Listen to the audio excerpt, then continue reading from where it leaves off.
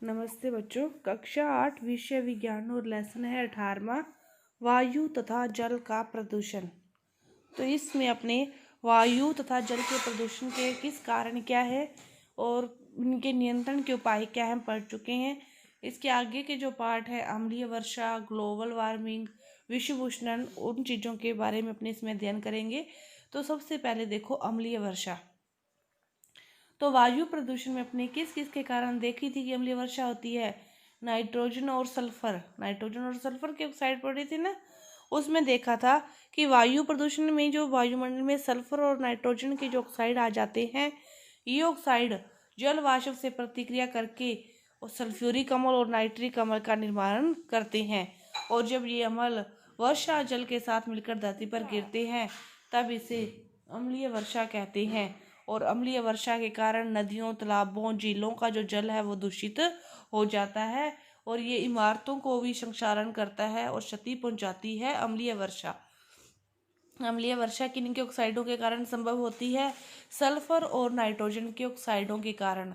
जब ये ऑक्साइड जल वाष्प से मिलकर उनकी प्रतिक्रिया होती है और अम्लीय वर्षा अम्ल बना देते हैं, नाइट्रिक अम्ल और सल्फ्यूरिक अम्ल बना देते हैं। और जब ये अम्ल जल के साथ मिलकर धरती पर आते हैं तो फिर वो कौन सी वर्षा कहलाती है? अम्लीय वर्षा कहलाती है। कौन सी वर्षा? अम्लीय वर्षा। जलीय जीव और जलीय पौधों पर अम्लीय वर्षा का बहुत ही दुष्प्रभाव पड़ता है कि जिस भूमि पर यह अम्लीय वर्षा गिरती है वह भूमि की उर्वरता जो क्षमता होती है उर्वरता की, वो क्या हो जाती है? कम हो जाती है। और जिन जीवों पर यह गिरती है अम्लीय वर्षा, वह जीव क्या हो जाते हैं? बीमार हो जाते हैं या फिर यूं कहें उनकी मृत्यु हो जाती है। यह इतनी हानिकारक है। यह है क्या है? इतनी हानिकारक है। और अम्लीय वर्षा के कारण ही ताजमहल का संक्षारण कम हो गया है, बहुत हो गया है और उसकी चमक कम हो गई है। किसके कारण? अम्लीय वर्षा के कारण। क्यों? क्योंकि उसने उसकी जो पुरानी इमारतें हैं उनको ये नीचे से संक्षारित कर जाती है।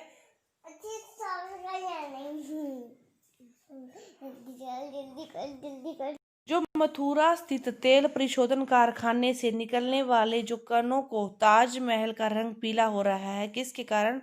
मथुरा में जो तेल परिशोधन कारखाने हैं उनसे जो काले कण निकलते हैं, तो वायु प्रदूषण के साथ मिलकर उससे भी ताजमहल का जो रंग है वो कैसा हो गया? पीला हो गया है। तो ये सारा अम्लीय वर्षा और वायु प्रदूषण के कारण ये संभव हो रहा है। सर्वोच्च न्यायालय के आदेश से आगरा व उसके आसपास स्थित उद्योगों को स्वयं पीड़ित प्राकृतिक गैस और द्रवित पेट्रोलियम गैसों जैसे स्वच्छ ईंधनों के प्रयोग का आदेश दिया है। सर्वोच्च न्यायालय ने आगरा व उसके आसपास के उद्योगों को प्राकृतिक गैस और द्रवित पेट्रोलियम गैसों जैसे स्वच्छ ईंधनों का प्रयोग करने के आदेश दिए हैं ताकि वायु प्रदूषण को कम किया जा सके। तेल शोधक कारखानों की चिमनियों की ऊंचाई भी बढ़ाई गई है और उनमें फिल्टर लगाए गए हैं ताकि काले कण हवा में न उड़े। उनकी एक तो ऊंचाई बढ़ा दी ताकि काफ़ी दूर तक जाए और एक उसमें फिल्टर लगा दिया ताकि काले कण है वो भी हवा में न उड़े। इसके बाद दूसरा है पौधाघर प्रभाव। पौधाघर प्रभाव क्या है कि यहाँ पर ठंडे प्रदेश है, यहाँ पर सूर्य का प्रकाश पर्याप्त नहीं होता, तो उस जगह में पौधों को उगाने के लिए पौधाघर जिस इस प्रभाव का यूज करते हैं, इसे पौधाघर प्रभाव कहते हैं। कि एक कांच का ऐसा घर बनाया जाता है जिसमें जो भी सूर्य का प्रकाश हो, जितना भी होता है वो इसके अंदर तो आ जाता है लेकिन फिर इससे बाहर नहीं जाता, कि इसके अंदर प्रवेश तो कर लेता है, फिर इसकी जो ऊष्मा है फिर इस कांच से वो बाहर नहीं जा सकती। तो ऐसे प्रभाव को क्या कहते हैं? पौधाघर प्रभाव कहते हैं। जो एक बार ऊष्मा आने के बाद वहीं पर रहती है, फिर वापस बाहर नहीं जा सकती। तो जो हमारा वायुमंडल है यह भी किसकी तरह कार्य करता है? पौधाघर प्रभाव की तरह ही कार्य करता है कि सूर्य का प्रकाश एक बार हमारे वायुमंडल में प्रवेश कर लेता है और फिर वापस नहीं जाता।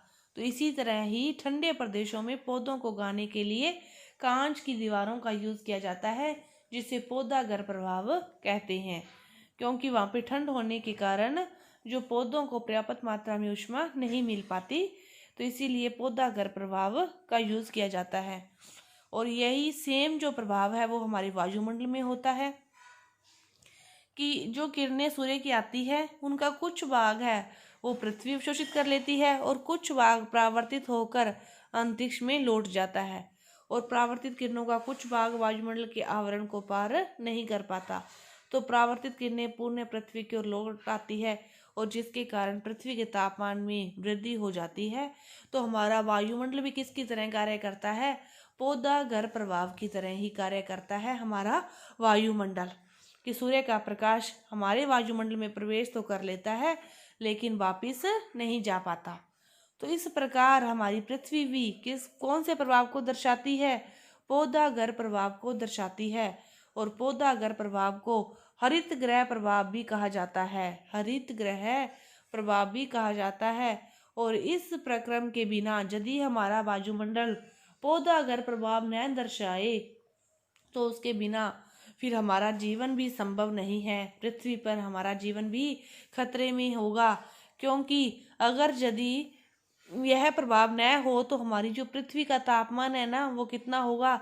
-15 डिग्री सेंटीग्रेड। तो यह पौधा घर प्रभाव के कारण ही कि हमारी पृथ्वी यह प्रभाव दर्शाती है, इसी के कारण ही हमारा जो जीवन है पृथ्वी पर संभव है।